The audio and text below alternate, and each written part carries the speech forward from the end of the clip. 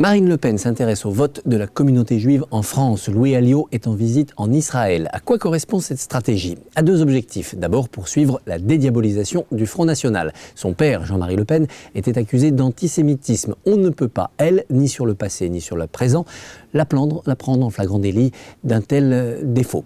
Néanmoins, elle continue, et c'est l'autre stratégie, à chercher à mettre du vinaigre sur la plaie. C'est-à-dire qu'elle va chercher à importer en France, dans le débat politique français, le conflit du Proche-Orient et à faire en sorte d'apparaître comme celle qui défendra le mieux les intérêts d'Israël, les intérêts de la communauté juive face à l'islam, face à l'islamisme, face aux musulmans. C'est-à-dire qu'elle recherche du binaire, elle recherche le clivage. Elle cherche aussi à venir sur un territoire qui était en 2007 la chasse gardée de Nicolas Sarkozy, territoire où il a sans doute perdu du terrain puisque sa politique arabe, son durcissement à l'égard d'Israël, toute son action notamment en Libye ont amené un net refroidissement entre Nicolas Sarkozy et la communauté juive. Est-ce que cela peut être couronné de succès? Sans doute Marine Le Pen sera-t-elle surprise de la réaction de son électorat historique.